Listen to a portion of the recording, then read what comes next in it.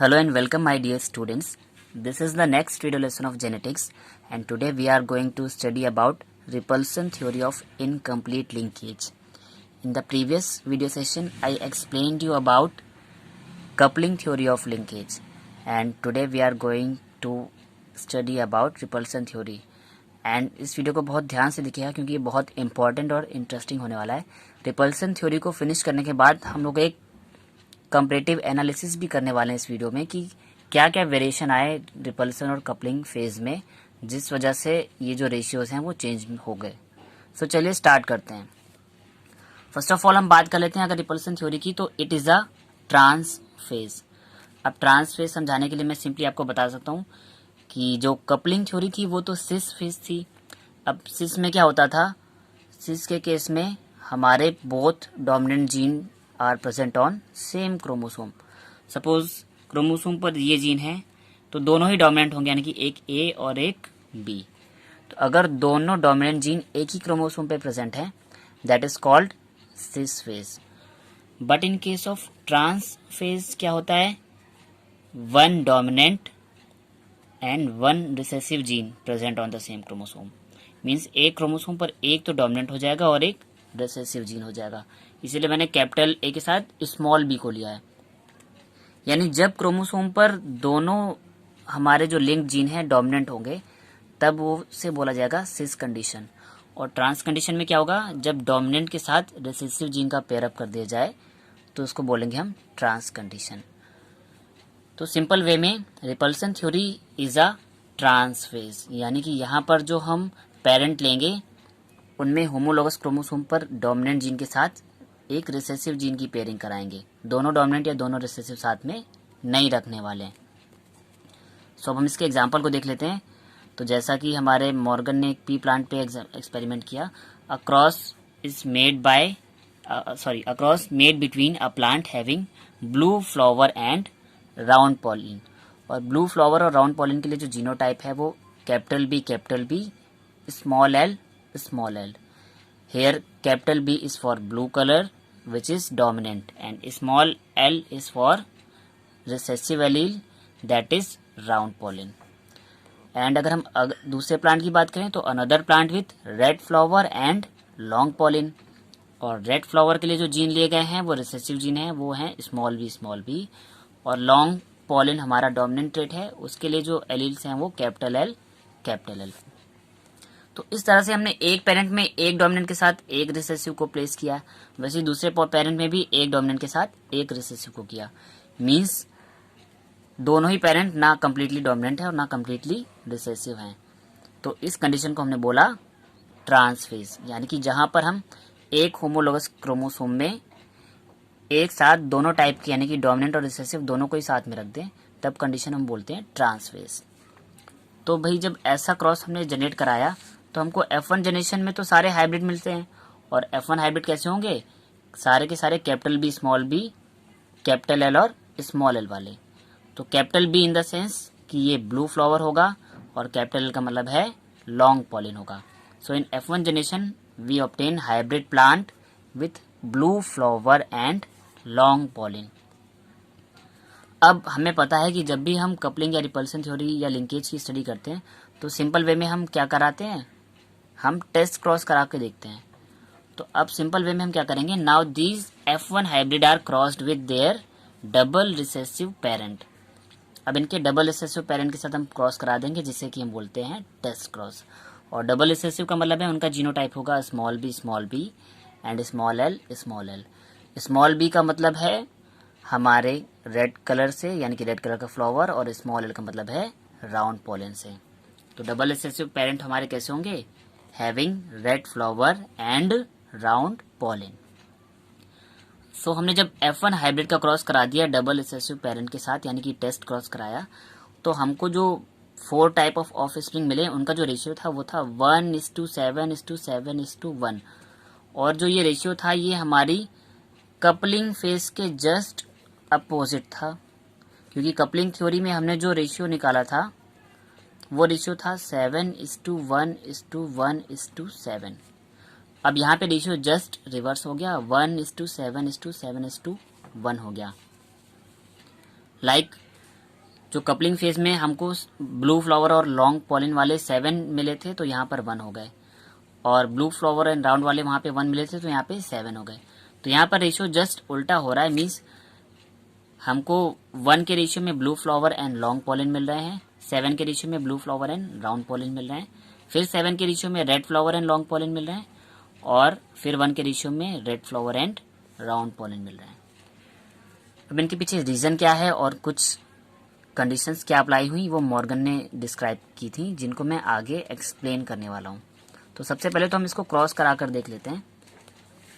तो as I told you कि यहाँ पर इन्होंने ले ली थी ट्रांसफेज, और ट्रांसफेज का मतलब है कि एक डोमिनेंट जीन को एक रिसेसिव के साथ प्लेस कर दिया गया था। तो हमारा जो पहला पेरेंट है वो है blue flower and round pollen वाला। तो ब्लू फ्लावर और राउंड पॉलिन के लिए जो हम जीन्स ऑब्टेन कर रहे हैं वो है कैपिटल बी के साथ स्मॉल एल। सेम एज जो हमारा दूसरा प्लांट है वो है red flower and long pollen. तो रेड हमारा रिसेसिव ट्रेट है यानी कि स्मॉल बी, और लॉन्ग पॉलिन डोमिनेंट ट्रेट है यानी कि कैपिटल एल।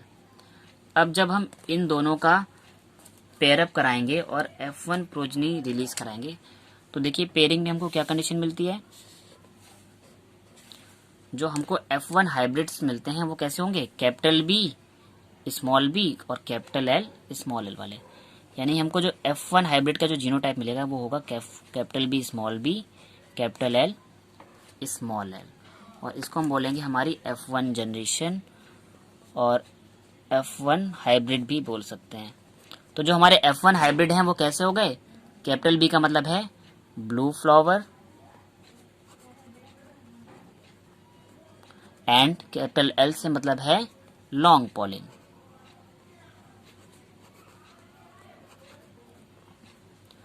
अब रिपल्सन थ्योरी वाले जो F1 हाइब्रिड्स हैं और जो कपलिंग थ्योरी वाले जो F1 हाइब्रिड हैं उनमें थोड़ा सा डिफरेंस होता है। डिफरेंस ये होता है कि कपलिंग फेज में क्या हो रहा था, दोनों डोमिनेंट जीन सेम पेरेंट से आ रहे थे, यहाँ पर दोनों डोमिनेंट जीन अलग अलग पेरेंट से आ रहे हैं। देखिए ब्लू फ्लावर वाला जो डोमिनेंट जीन है कैपिटल बी वो इस वाले पेरेंट से आ रहा है, और लॉन्ग पॉलिन वाला जो डोमिनेंट जीन है वो दूसरे पेरेंट से आ रहा है। तो बस यही डिफरेंस है। जब कपलिंग फेज की बात कर रहे थे तो दोनों डोमिनेंट जीन हमको सेम पेरेंट से मिल रहे थे, अब यहाँ पर दोनों डोमिनेंट जीन अलग अलग पेरेंट से मिल रहे हैं, एक पहले वाले से मिल रहा है और एक दूसरे वाले से मिल रहा है। तो हमको मिल गए हैं F1 हाइब्रिड, और हम सिंपली इनका क्रॉस करा देंगे इनके डबल रिसेसिव पेरेंट के साथ। तो अब हम F1 हाइब्रिड को ले लेते हैं, यानी कि capital B small B capital L small L, और हमें पता है कि इनसे हमको 4 टाइप के गैमेट मिलने वाले हैं। वो गैमेट क्या क्या होंगे, तो फर्स्ट केस में तो हमको पता है कि दोनों ही हमारे डोमिनेंट हो जाएंगे, यानी कि कैपिटल बी कैपिटल एल, फिर कैपिटल बी के साथ स्मॉल एल, और फिर स्मॉल बी कैपिटल एल, और लास्ट में स्मॉल बी स्मॉल एल। तो हमें ये 4 डिफरेंट टाइप के नए एलील मिले F1 हाइब्रिड से। और अब इस F1 हाइब्रिड का हमको क्रॉस किससे कराना था, क्रॉस हमें कराना है इनके डबल रिसेसिव पेरेंट के साथ। तो डबल रिसेसिव पेरेंट का जीनोटाइप क्या होगा, डबल रिसेसिव का मतलब है यानी कि रेड फ्लावर, और रेड फ्लावर के लिए स्मॉल बी, और बात करेंगे राउंड पॉलिन की यानी कि स्मॉल एल। तो इनसे बेसिकली हमको एक ही टाइप का जीनोटाइप मिलने वाला है, वो है स्मॉल बी और स्मॉल एल वाला। क्लियर। तो जब हम पेयर अप कराते जाएंगे तो हमको डिफरेंट टाइप के एलील्स मिलते चले जाएंगे, यानी कि डिफरेंट टाइप ऑफ स्प्रिंग मिलनी स्टार्ट हो जाएंगी। तो सबसे पहले तो भाई कैपिटल बी यानी कि इस वाले पोर्शन का पेयर अप होगा इससे, तो हमको जो पहली ऑफ स्प्रिंग मिलेगी वो कैसी मिलेगी, capital B capital L small L, यानी capital B capital L small L. फिर सेकेंड वाले का मैचअप करेंगे हम डबल रिसेसिव पेरेंट के साथ, तो हमको मिल जाएगा कैपिटल बी स्मॉल एल। तो कैपिटल बी के साथ स्मॉल बी और स्मॉल एल। फिर हम थर्ड जीनोटाइप का भी कर देंगे डबल रिसेसिव के साथ। अब इस केस में स्मॉल बी कैपिटल एल और स्मॉल एल, तो दोनों स्मॉल बी एक कैपिटल एल और एक स्मॉल एल। और जब लास्ट की पेयर अप करेंगे हम तो हमको मिल जाएंगे small B small B small L small L. तो सिंपली हमने देखा कि हमको 4 नए ऑफ स्प्रिंग मिल गए। अब इन 4 ऑफ स्प्रिंग में जो रेशियो है वो डिफर कर गया, क्योंकि जब हमने किया था कपलिंग थ्योरी यानी कि कपलिंग फेज की थी तब तो रेशियो आया था 7:1:1:7। बट यहाँ पर रेशियो आ जाएगा 1:7:7:1। मीन्स इस बार जो रेशियो है जस्ट अपोजिट हो गया। अब देखिए capital be in the sense कि हम बोल सकते हैं ब्लू फ्लावर है और ब्लू फ्लावर के साथ हमारा लॉन्ग पॉलिन। यहाँ पे भी ब्लू फ्लावर है लेकिन उसके साथ पॉलिन कैसा है, राउंड है। यहाँ पर रेड फ्लावर और रेड के साथ पॉलिन हमारा लॉन्ग हो गया। यहाँ पर भी रेड फ्लावर और रेड फ्लावर के साथ पॉलिन भी हमारा रिसेसिव है यानी कि राउंड हो गया। तो ये 4 हमको ट्रेड्स मिली। बट जो हमने कपलिंग फेज पढ़ी थी तो वहां पर क्या हुआ था कि जो रेशियो है वो 7:1:1:1 के 7 के रेशियो में आया था और यहाँ पर 1:7:7:1 के रेशियो में आया। अब ऐसा क्यों हुआ तो हम इसके बारे में हम एनालिसिस करते हैं। तो इनके बारे में मेनली 2 से 3 फैक्ट हैं जो कि मॉर्गन ने डिस्क्राइब किए थे और उन फैक्ट से आपको क्लियर हो जाएगा कि ये रेशियो डिफर क्यों कर गए। तो अब आप इस स्क्रीन पर बहुत ध्यान से देखिएगा, आपको सारे डाउट क्लियर हो जाने यहीं से। सिंपली हुआ क्या कि भाई कपलिंग फेज में हमको blue flower and long pollen का रेशियो मिला 7 के रेशियो में, बट यहाँ पर 1 के रेशियो में, यानी कि जो रेशियो यहाँ पर आ रहा था वहां पर जस्ट अपोजिट हो गया। इसके पहले सबसे पहले रीजन क्या हुआ कि हमने जो कपलिंग फेज ली थी वहां पर सिस फेज ली थी और सिस का मतलब है कि हमने दोनों डोमिनेंट एक साथ और दोनों रिसेसिव एक साथ लिए थे। तो इस केस में जो ये ब्लू और लॉन्ग पॉलिन जो है वो 7 के रेशियो में आया और रेड और राउंड पॉलिन ये भी 7 के रेशियो में आया। और इन दोनों के ज्यादा रेशियो में आने के पीछे बेसिक रीजन क्या है, वो मेन ये रीजन है that linked gene have strong tendency to inherit and remain together. भाई हम लिंकेज पढ़ते हैं तो लिंकेज का मतलब क्या होता है कि लिंकेज में हमारे एक ही क्रोमोसोम पर एक से ज्यादा जीन प्रेजेंट होते हैं और उन जीन्स को बोलते हैं लिंक्ड जीन। और वो जीन अगर बहुत पास पास में है यानी कि लिंक्ड जीन है तो उनको उनमें क्या होती है, स्ट्रॉन्ग टेंडेंसी होती है एक साथ रहने की और एक साथ अगली जनरेशन में जाने की। और इस स्ट्रॉन्ग टेंडेंसी की वजह से जो पेरेंट कॉम्बिनेशन बनने के चांसेस हैं वो बहुत ज़्यादा हो जाते हैं, क्योंकि पेरेंट कॉम्बिनेशन के जो जीन्स हैं वो आपस में लिंक्ड हैं, यानी कैपिटल बी कैपिटल एल के साथ लिंक्ड है और स्मॉल बी स्मॉल एल के साथ लिंक्ड है। तो जब ये लिंक जीन है यानी कि ये एक ही साथ रहेंगे क्योंकि इनके पास लिंकिंग की टेंडेंसी बहुत हाई है और उस हाई लिंकिंग टेंडेंसी की वजह से हमको इनका रेशियो मैक्सिमम मिलता है, यानी कि 7 और 7 का रेशियो मिल जाता है। तो लिंकिंग टेंडेंसी ज़्यादा होने की वजह से हमको पेरेंटल कॉम्बिनेशन ज़्यादा रेशियो मिल जाते हैं और जो ऑफ स्प्रिंग है यानी कि जो क्रॉस ओवर है वो बहुत कम हो पाता है। और कम क्रॉस ओवर होने की वजह से हमको जो न्यू स्पेशीज़ हैं यानी कि जो न्यू हाइब्रिड्स हैं वो बहुत कम मिलते हैं, 1:1 के रेशियो में मिलते हैं। अब भाई हम बात करते हैं कि ये रेशियो रिपल्सन फेज में आने पे जस्ट उल्टा क्यों हो गया, डिफर क्यों हो गया। तो देखिए कपलिंग फेज में हमने सिस फेज ली थी, यानी कि दोनों में क्या हुआ था कि दोनों डोमिनेंट एक तरफ और दोनों रिसेसिव एक तरफ। बट रिपल्सन में क्या हो रहा था, एक डोमिनेंट के साथ एक रिसेसिव, एक डोमिनेंट के साथ एक रिसेसिव, यानी कि ये ट्रांस फेज हो गई। और ट्रांस फेज में हमारे पास पेरेंट कौन से थे, ये पेरेंट थे ना। पहली बारी में तो डोमिनेंट और रिसेसिव दोनों अलग अलग पेरेंट थे। इस बार ये पेरेंट आधा डोमिनेंट और आधा रिसेसिव है और ये वाला भी आधा डोमिनेंट और आधा रिसेसिव है। तो सिंपल वे में पहला लॉजिक तो यह है कि लिंकेज में जो जीन्स ट्रांसफर होंगे अगली जनरेशन में, उनमें जो पेरेंटल कॉम्बिनेशन होंगे उनके बनने के चांसेस ज़्यादा होंगे, क्योंकि जो पेरेंटल जीन है वो सेम क्रोमोसोम पर एक साथ अटैच होंगे और लिंक्ड जीन होंगे।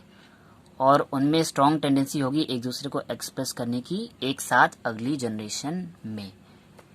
तो जब कपलिंग फेज थी तो डोमिनेंट जीन साथ में थे, यानी कि पेरेंट डोमिनेंट और रिसेसिव अलग अलग थे। तो डोमिनेंट और रिसेसिव बनने की जो पॉसिबिलिटीज थी वो बहुत ज़्यादा हुई होगी, यानी कि इनका रेशियो बहुत ज़्यादा बना। बट इस बार पेरेंट देखिए प्योरली डोमिनेंट कहाँ थे। इस बार हमारे पास जो पहला पेरेंट था वो था ब्लू फ्लावर और राउंड पॉलिन वाला। तो अब पेरेंट के बनने की टेंडेंसी ज़्यादा होगी ना, तो ब्लू और लॉन्ग की टेंडेंसी इस बार बढ़ गई। तो ब्लू और राउंड हमको कहाँ पे दिख रहा है, देखिए blue flower and round pollen. तो इस बार पेरेंट ये वाला था, तो इस बार इस पेरेंट का रेशियो बढ़ना है। सेम एज जो दूसरा पेरेंट था वो हमारा स्मॉल बी यानी कि रेड फ्लावर और लॉन्ग पॉलिन। तो रेड फ्लावर और लॉन्ग पॉलिन ये है, तो ये भी 7 के रेशियो में आया। दोनों केस में कॉमन चीज़ क्या है कि जो पेरेंट है हमारे, पेरेंट का रेशियो हमेशा मैक्सिमम होगा। अब यहाँ पर जो पेरेंट थे डोमिनेंट थे, इस वजह से डोमिनेंट पेरेंट का रेशियो बढ़ गया। यहाँ पर जो पेरेंट थे half dominant and half recessive थे, यानी कि यहाँ पर ये वाली कंडीशन ज़्यादा बढ़ गई। तो मेथड सेम अप्लाई कर रहा है, बस पेरेंट अलग अलग होने की वजह से ट्रिक क्या हो रही है कि यहाँ पर भाई जब सेम टाइप ऑफ पेरेंट हैं तो यहाँ पर पेरेंट की जो केस हैं वो बढ़ रहे हैं, और यहाँ पर पेरेंट में जो चेंजमेंट हुआ उसके अकॉर्डिंग इन पेरेंट से मिलती जुलती हुई ऑफ स्प्रिंग के चांसेस बढ़ जाएंगे। यहाँ पे blue flower and round pollen वाले पेरेंट थे, सॉरी यहाँ पर blue flower and long pollen वाला डोमिनेंट पेरेंट था, तो उसका रेशियो मैक्सिमम था। और रिसेसिव पेरेंट हमारा था रेड और राउंड पॉलिन का, तो उसका रेशियो मैक्सिमम था। अब यहाँ पे जैसे ही पेरेंट चेंज हो गए, यानी कि ब्लू के साथ हमने ले लिया राउंड पॉलिन, तो ब्लू और राउंड का रेशियो बढ़ गया, और रेड के साथ लॉन्ग ले लिया तो रेड और लॉन्ग का रेशियो बढ़ गया। मीन्स हमारे F1 हमारे जो पेरेंट होंगे, पेरेंट हमारे जो होंगे वही ऑफ स्प्रिंग में जाकर इनहेरिट होंगे मैक्सिमम अमाउंट में, क्योंकि ये लिंकेज का थ्योरी कहती है कि पेरेंट में जो लिंक जीन है वो अगली जनरेशन में अपने आप को ज़्यादा एक्सप्रेस करेंगे, because link gene have strong tendency to inherit and remain together. तो जब पेरेंट की जनरेशन में ये वाले लिंक जीन थे तो ये स्ट्रांगली अगली जनरेशन में एक्सप्रेस होंगे। सेम एज ये वाले लिंक जीन थे तो ये भी स्ट्रांगली एक्सप्रेस होंगे। तो यहाँ पर जो मेन डिफरेंस आया है रेशियो चेंज होने की वजह से वो ये है कि यहाँ पर फेज ले ली थी सिस और यहाँ पे ले ली थी ट्रांस, और ट्रांस और सिस फेज की वजह से हुआ क्या था कि इनके एलील्स जो हैं चेंज हो गए थे, और इस वजह से रेशियो जो है चेंज हो गया था। और मॉर्गन ने कुछ और स्टडी की, और मॉर्गन ने ये देखा कि जब उन्होंने दोनों डोमिनेंट को साथ में रखा, मीन्स कैपिटल बी और कैपिटल एल को साथ में रखा, तो हमको डोमिनेंट जीन बढ़ने की टेंडेंसी भी बहुत ज़्यादा दिखी। यानी जब डोमिनेंट जीन साथ में थे तब डोमिनेंट कैरेक्टर बहुत अच्छे से एक्सप्रेस हुआ, और जब डोमिनेंट कैरेक्टर को अलग अलग पेरेंट के पास छोड़ दिया, यानी कि एक डोमिनेंट कैरेक्टर पहले पेरेंट के पास और दूसरा डोमिनेंट दूसरे पेरेंट के पास, तो इस केस में क्या हुआ कि जो डोमिनेंट कैरेक्टर बनने की जो टेंडेंसी थी वो बहुत लो हो गई। तो इससे एक लॉजिक और दे दिया मॉर्गन ने, और वो लॉजिक उन्होंने दे दिया क्या कि कपलिंग फेज के केस में उन्होंने बोला कि dominant genes have tendency to remain together if they are coming from the same parent. यानी कि capital B capital L capital L, यहाँ पे कैपिटल बी और कैपिटल एल दो हमारे एलिल्स हैं डोमिनेंट, और ये दोनों आ रहे हैं सेम पेरेंट से। तो उन्होंने ये बोला कि अगर डोमिनेंट एलिल की कपलिंग सेम पेरेंट में हो रही है तो इस फेज को बोल दिया है कपलिंग फेज। यानी कि डोमिनेंट जीन अगर सेम पेरेंट से आ रहे हैं तो ये अपने आप को ज़्यादा एक्सप्रेस करेंगे, यानी कि 7 के रेशियो में एक्सप्रेस कर देंगे, क्योंकि जब सेम पेरेंट से आ रहे हैं तो इनमें हो जाएगी कपलिंग। मीन्स कि अगर डोमिनेंट जीन सेम पेरेंट से आ रहे हैं तो ये साथ में रहेंगे और साथ में अपने आप को स्ट्रांगली एक्सप्रेस करेंगे। बट रिपल्सन फेज में क्या हो रहा है, dominant gene have tendency to repel each other if they are coming from different parent, और इसी को बोल दिया गया है रिपल्सन। क्योंकि हमने जब ट्रांस फेज ले ली रिपल्सन थ्योरी में, तो हमने एक डोमिनेंट जीन पहले पेरेंट में ऐड कर दिया है और दूसरा वाला दूसरे पेरेंट में, यानी कि एक भी तो पहले पेरेंट से आ रहा है और दूसरा कैपिटल एल दूसरे पेरेंट से आ रहा है। यानी कि पहला डोमिनेंट जीन पहले पेरेंट से और दूसरा डोमिनेंट जीन दूसरे पेरेंट से। तो जब कंडीशन ये वाली हो जाती है कि जब दोनों डोमिनेंट जीन अलग अलग पेरेंट से आते हैं तो ये क्या करते हैं, एक दूसरे को रिपेल करते हैं, यानी कि साथ में रहने की कोशिश नहीं करते हैं, तभी इस थ्योरी का नाम दे दिया गया रिपल्सन थ्योरी। और जब डोमिनेंट जीन एक दूसरे को रिपल्स करेंगे तो उस केस में ये जो हमारी डोमिनेंट ट्रेट बन रही है इसका रेशियो हो जाएगा बहुत लो, यानी कि अब ये 7 रेशियो में ना बनकर बनेगी 1 रेशियो में। तो सिंपली कपलिंग और रिपल्सन फेज में जो 2 बेसिक फैक्ट दिए थे मॉर्गन ने वो यही थे कि सबसे पहली चीज कि लिंक जीन में होती है स्ट्रॉन्ग टेंडेंसी अपने आप को इनहेरिट करने की और अगली जनरेशन में ट्रांसफर होने की। तो जैसे भी हमारे पेरेंटल कैरेक्टर होंगे, पेरेंटल कैरेक्टर का रेशियो हमेशा अगली जनरेशन में मैक्सिमम होगा, फिर चाहे जैसा लिया हो हमने, चाहे डोमिनेंट लिया हो चाहे रिसेसिव लिया हो। और दूसरा जो उन्होंने मेन फैक्ट ये बताया कि अगर डोमिनेंट जीन सेम पेरेंट से आ रहे हैं, यानी कि उनमें हो रही कपलिंग, क्योंकि एक ही पेरेंट में कपल किए गए हैं, और जब कपलिंग होगी उनकी डोमिनेंट जीन की, यानी कि डोमिनेंट जीन को अपने साथ में एक ही पेरेंट में रखा है, तो अपने आप को ज्यादा एक्सप्रेस करेंगे, because they have tendency to remain together if they are coming from same parent. कि अगर ये एक ही पेरेंट से आ रहे हैं तो अगली जनरेशन में भी साथ में ही बने रहेंगे, ये एक दूसरे को रिपल्स नहीं करेंगे। बट अगर dominant gene are coming from different parent, यानी कि एक पहले पेरेंट से आ रहा है और एक दूसरे पेरेंट से, तो ये फिर एक दूसरे को रिपेल करेंगे। तो जब कपलिंग फेज होगी, यानी कि कपलिंग की टेंडेंसी आएगी इनमें, तो कपलिंग की वजह से इनका रेशियो बन रहा था 7 का, और जब इनमें हो रहा था रिपल्सन, तो रिपल्सन की वजह से जो रेशियो हो गया वो 7 से घटकर आ गया 1। और ये क्यों हुआ? क्योंकि कपलिंग फेज में डोमिनेंट जीन सेम पेरेंट से मिल रहे थे, तो साथ में इनहेरिटेड हो रहे थे, एक दूसरे को अट्रैक्ट कर रहे थे। बट रिपल्सन फेज में दोनों डोमिनेंट जीन अलग अलग पेरेंट से आ रहे थे, और इस वजह से एक दूसरे को रिपेल कर रहे थे, यानी कि एक दूसरे से दूर जा रहे थे, और इस वजह से डोमिनेंट ट्रेट बनने के जो रेशियो हैं वो कम हो गए। सो कपलिंग फेज में डोमिनेंट ट्रेट क्यों मैक्सिमम बनी और रिपल्सन फेज में क्यों कम बनी, इसके पीछे मॉर्गन का बेसिक लॉजिक ये था। सो आई होप स्टूडेंट आपको कपलिंग और रिपल्सन फेज में टोटल ओवरऑल डिफरेंस क्लियर हो गया होगा। सो अगर आपको ये वीडियो सच में समझ आया तो प्लीज़ इसे लाइक कीजिए और कमेंट करके फीडबैक दीजिए कि आपको ये वीडियो कैसा लगा, और साथ ही इसे सभी स्टडी रिलेटेड ग्रुप्स में शेयर कीजिए, ताकि मोस्ट ऑफ द स्टूडेंट जो बायोलॉजी के हैं उनके अपने डाउट्स क्लियर हो पाएँ कि क्या डिफरेंस होता है कपलिंग और रिपल्सन फेज में। और साथ ही आप चैनल को सब्सक्राइब कर लें और बेल आइकन को भी प्रेस कर लें, ताकि अपकमिंग वीडियोस की नोटिफिकेशन आपको टाइमली मिलते रहें।